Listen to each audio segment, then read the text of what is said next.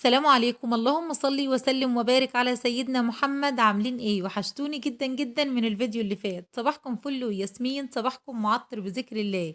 فيديو جديد ويوم جديد، ويلا نبدأ يومنا بالصلاة على الرسول. معايا النهاردة نوع توابل كده تحفة جدا. بصي حاجة كده ما تقوليش لعدوك عليها، هيودي معاك الأكل في حتة تانية خالص.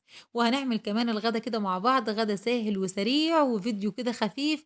يا رب يعجبك. يلا بينا ندخل الفيديو ونشوف معايا ايه. بس يا ريت بقى قبل ما ندخل الفيديو ما تنسنيش في لايك وشير واشتراك في القناة وتفعل الجرس علشان اي حاجة جديدة انزلها توصلك على طول. يلا بينا نبدأ الفيديو ونشوف هنعمل ايه. بصي بقى يا ستي، معايا شوية كده من التوابل حصى على ناعم. تروحي عند العطار تقولي له عايزة 1 2 3 4، معاكي كده لحد 11 نوع. تمام. طيب تمام ماشي، انا دلوقتي في الفيديو انتوا ما سمعتونيش وانا بقول حاجة خالص. طيب هنعمل ايه دلوقتي؟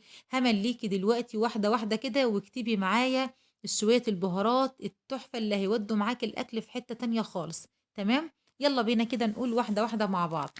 أول حاجة خالص معايا دلوقتي حبهان وفلفل أسود وكاري وكركم وقرنفل وقرفة وكبابة صيني وكزبرة ورق لورا بلح جوز الطيب، ومعايا زعتر، ومعايا زر ورد، ومعايا حاجة كده اسمها خولنجان. هو العطار عارف الحاجات دي كلها. روحي له بس اكتبي بس الحاجات دي كده ورايا كده في ورقة، وروحي له وهو هيكون عارف الحاجات دي كلها. زي ما انت عايزة الكمية اللي انت محتاجاها، عايزة ب5 عايزة ب10، بأقل حاجة خالص هيعمل معاك كمية كبيرة قد كده، تكفي معاكي فترة كبيرة خالص. الحاجات دي كلها بحطها على بعضها، والحصى تسيبي الناعم. يعني معايا نوع ولا اتنين كده ناعمين بسيبهم على جنب، وبجيب الحصى دلوقتي بحطهم كلهم كده في طاسة ولا في اي حاجة معايا، وتروحي بيهم على البوتاجاز تفضلي تقلبي فيهم كده لحد اما يطلعوا ريحتهم وتشم ريحتهم والجمال بقى. عايزاهم يطلعوا الرطوبة اللي فيهم عشان يبقوا محمصين كده ويكونوا ايه، يكون التوابل تتحمص معايا كده، ما تكونش نية كده ولا تكون فيها رطوبة ولا حاجة. تمام. حطيناهم كده على بعضهم وسيبنا التوابل الناعمة زي ما قلنا، ورحنا بيه الحصى على البوتاجاز وفضلنا نقلب فيهم كده لحد اما ايه، اما يطلعوا الرطوبة اللي فيهم خالص. تمام. سيبناهم دلوقتي كده بقى على جنب لحد بس اما يبردوا شويه، مش هطحنهم دلوقتي وهم لسه سخنين مولعين كده. هسيبهم بس يهدوا شويه كده، وعلى ما يهدوا بقى شويه نجيب كده حبايه من البطاطس، حبايه كبيره كده من البطاطس، وهمسكها دلوقتي كده اقشرها واقطعها كده طرنشات، وهبدا على طول ان انا دلوقتي اخرطها صوابع معايا.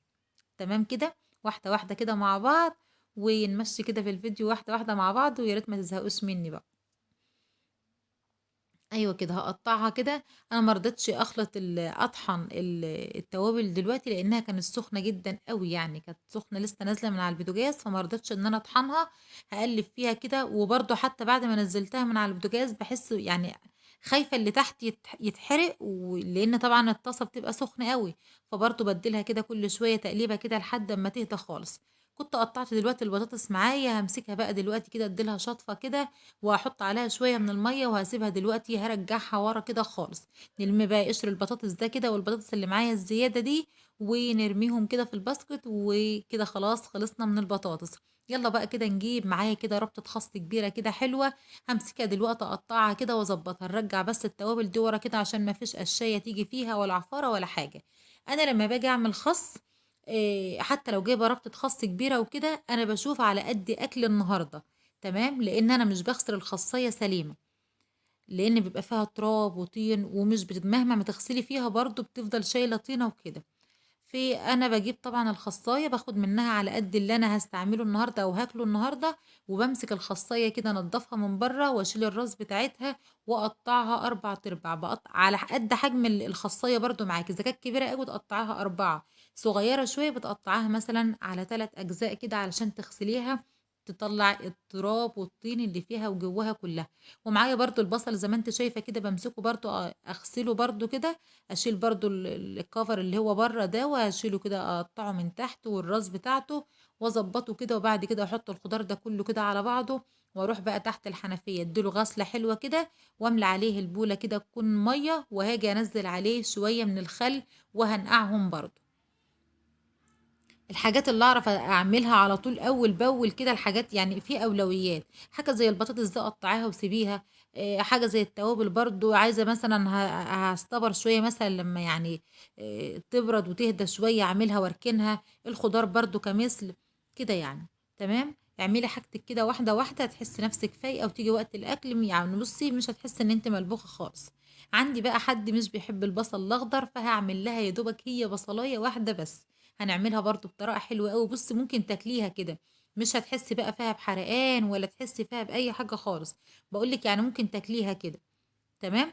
هنجيب دلوقتي بصلاية كده حلوة، هنقشرها وهنظبطها كده وهديلها غسلة محترمة. وهاجي دلوقتي بقى كده إيه اقطعها كده طرنشات او دواير كده، بس تكون رقيقة قوي قوي. تمام. مش عايزاها خرط تخينة، تكون رقيقة قوي قوي. وهملى عليها البولة كده مية. وهننزل عليها ايه دلوقتي شوية بقى من التوابل. هنزل عليها شوية من الكمون، وشوية من الفلفل الاسود، وشوية من الخل، وشوية من الملح، وشوية من البابريكا، وشوية كمان وليمونة. ليمونة برضو احصرها عليها كده. وهسيبها برضو ايه، ايوه ده بابريكا. وهقطع برضو عليها ليمونة كده، هديلها عصرة برضو كده، واحطها انزلها فيها واسيبها برضو كده ايه على جنب. كانت خلاص التوابل دلوقتي كانت هدت معايا، ويعني سخونيتها راحت خالص. يلا نجيب بقى المطحنة كده، ونبدأ على طول نطحن التوابل زي ما انتم شايفين كده. هفضل اطحن فيها لحد ما اخلص الحصى خالص. وبعد كده بقى نيجي نقلب عليها التوابل. اللي هم نوعين اتنين، اللي هم الناعمين بيجوا ناعمين، ما بيجوش حصى، بيجوا ناعمين من عند العطار. طيب نقول التوابل اللي معانا تاني علشان لو ما كنتيش كتبتها في الاول ترجعي تكتبيها تاني.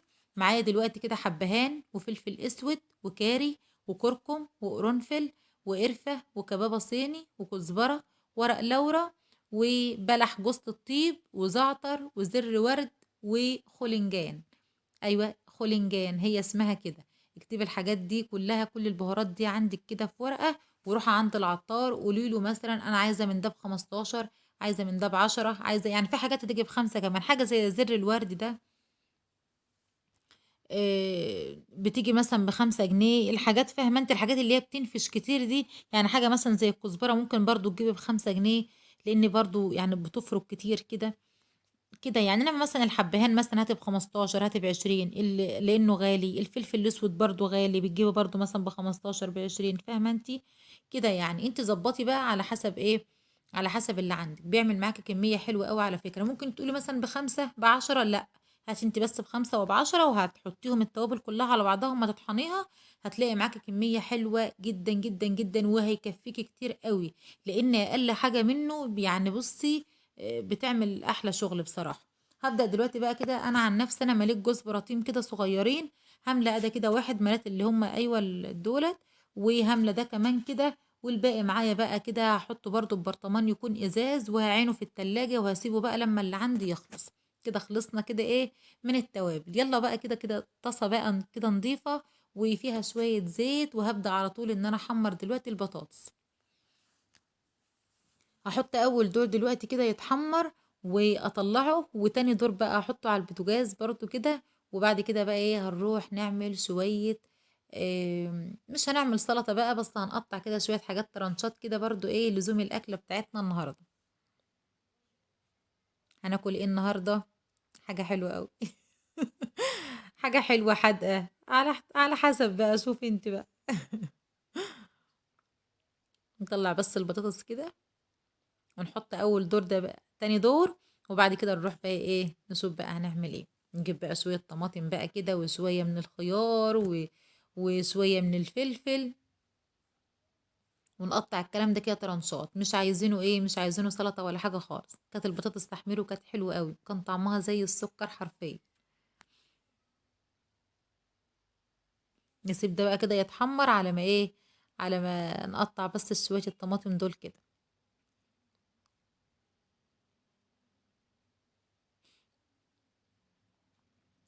صلى على الرسول ووحدي الله، ويا رب كده يومك يكون حلو، وبنتمنى لك يوم كده يكون زي العسل. ايوه كده نقطع بقى الخيار، ونقطع كده الطماطم اهو. ايوه كده.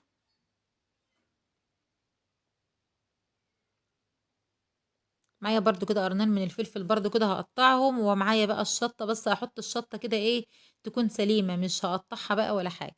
اللي حابب بقى يبقى ياكل كده منها على طول. بس كده خلصنا طبق السلطة اللي معانا. والبطاطس كمان كانت خلاص كانت اتحمرت. وغسلنا وغسلنا البصل، وغسلنا الخس. يلا بقى كده بقى ايه نشوف بقى الحلويات اللي معانا دي، الله عليه.